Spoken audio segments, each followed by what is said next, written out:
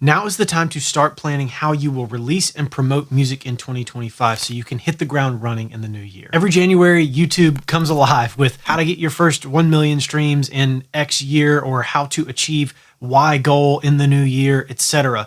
But for me, in my book, the journey starts in December. You got to get prepared for the new year, which means kind of getting the ball rolling in advance. You have to have a plan. Here are 4 things that I think will help you get ready to release more, release better music, and promote it more effectively in 2025. Okay, so the first thing you want to do is set a release schedule. If you don't know where you're going, any road will take you there. It's not really a strategy to try to keep up and be like, I gotta get something out just so I have a release on the schedule, and you're constantly playing catch up and trying to record new music and trying to get it out in time, and you're worried about how long it's been in between releases. Like, it's no way to live. It's not effective and it's super stressful. There is a better way to do this. And the way I like to do it is to outline how many songs I'm gonna release in the new year and then write that down. You can put it on your calendar. That's one of my favorite ways to do it.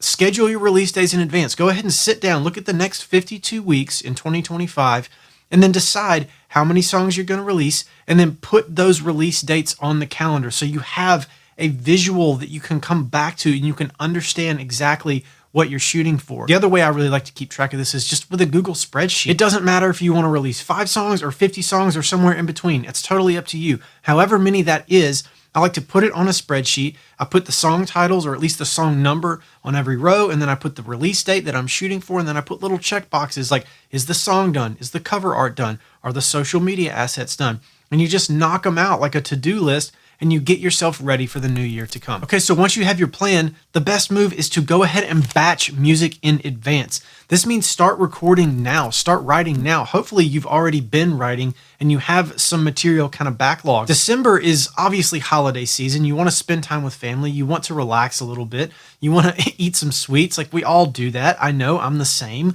But that week between Christmas and New Year's especially, once things kind of start to slow down into Christmas, that's the time when the world really shuts down, and there is no better opportunity to hole up and start getting ready for the new year. Start batching new material, even if it's just scratching out tracks, or even if it's just building beats, or like creating the sessions for the songs you want to make. Whatever your process is, go ahead and get ahead of the curve. In my experience and in my opinion, the more material that you can batch in advance and not have to play that keep up game, the better you will feel and the more effective your releasing and marketing and music performance will be. So once you have your plan and once you've started batching material, it's time to get your branding right. Look, I talk about this a lot. We live in a visual first world. Music is no different. Your visual identity and the visuals that you attach to your music matter. They're very important. They are a cornerstone of how people are going to discover you and how they're going to consume your art and enjoy your art. You're not just making sound. You're making a world, and there's a visual component to that. Now, if you've already thought about your visual brand and you've done the work on that, then maybe it's time for just a bit of a refresh. But if you've never done this before, then there are just a few things that we can do. The first one is to just take a good profile picture. Take a really high quality profile picture, doctor it up, put some filters on it, make it look nice, make it look aesthetically pleasing, and so that it fits in with what you're trying to do. And make sure that profile photo is on every single platform where you have a presence. Every social platform, your website, the exact same picture on everything, every DSP, all of it. This is your logo. This is your icon, your face, your profile picture, whatever it is, it needs to be the same. I would advise you to have a vertical pixel height of at least 3,000 pixels so that when it's square, it's 3,000 by 3,000. And then I would also do a wide format of that, like a 16 by 9, and I would have it 3,000 by whatever that is, so that you can place it everywhere, because there are some places like YouTube Music, for example, that requires a much higher pixel density than other platforms do. So go ahead and go big. You can scale it down for certain things, but you want to have that big version available. Square, wide format. The second thing you want to do is have a good header photo that kind of ties in with that. It shouldn't be the exact same photo, but something similar and something that is thematic. There aren't a ton of platforms that use header photos nowadays, but I know that X does, YouTube does, Facebook does, Spotify does. So it's good to have it in your back pocket just in case you need it. Again, this is a small thing, but the details matter and it will help. And then lastly, just kind of identify your colors. Use a color wheel. You can Google what is a color wheel, and then you can use a color wheel to understand how things work and how they play together. I use black, white, gray, and blue because it's easy for me and I understand how to make those look good. I'm not super like visually, I'm not good with colors, so I keep it black, white, and gray with one pop of color. Do the same if you're not really a color person like me. It helps to kind of, again, tie things in thematically. You're building a brand, not just sound. You're building an entire world and experience. Okay, you've got your plan, you're making music in advance, and you've got your brand figured out. The last thing to do is to determine your advertising budget for the new year. Look, I'll be the first to say I understand that the holidays are tight. I have 2 kids, Christmas presents, all the things. I get it. You're not going to be excited about the prospect of spending more money on music in the new year when you are focusing on the holidays. I understand.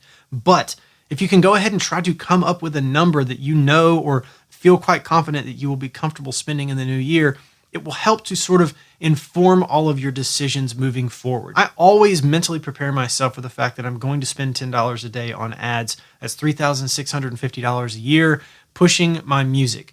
I know that going in every single time. Now, I usually end up spending more than that, but I mentally prepare myself just for that baseline so that I know how I'm going to kind of place my pieces on the chessboard for the next year. Once you understand, like, I'm going to release X number of songs, I have Y number of songs completed, my brand is set up, and I'm going to spend Z amount of money.